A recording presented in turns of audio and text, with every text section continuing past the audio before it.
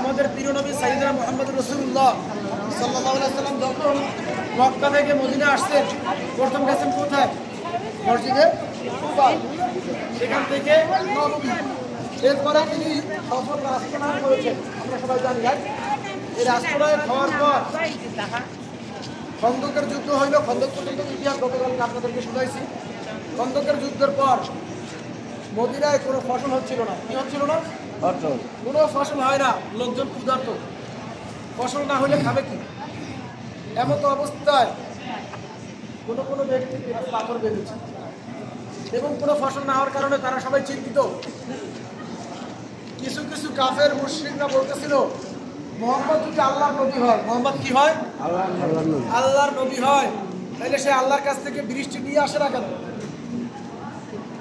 তো আমাদের প্রিয় নবী সেই দিন এই জায়গাটায় মসজিদে গামামার তিনি সাহাবাদের নিয়ে একত্রিত হয়েছেন। হাদিসের রিওয়ায়াত অনুযায়ী সেটা বৃহস্পতিবার। একত্রিত হওয়ার পর 2 রাকাত নামাজ পড়েছেন, বৃষ্টি প্রার্থনার নামাজ। কিসের নামাজ? বৃষ্টি প্রার্থনার নামাজ। এই নামাজ পড়ে আমাদের প্রিয় নবী এরকম করে হাত তুলেছেন কাবার দিকে ফিরে। এই যে হাত তুলেছেন, হাত তোলার সাথে সাথে বৃষ্টি হয়েছে এবং সেই বৃষ্টির কারণে মদিনায় পূর্বার ফসল করেছে। সবাই বলি সুবহানাল্লাহ। এইটা হচ্ছে সেই গামামা।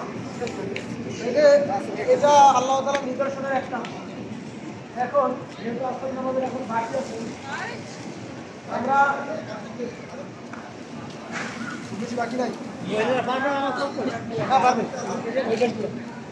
তাহলে আমরা 2 রাকাত নামাজ এখানে পড়ি।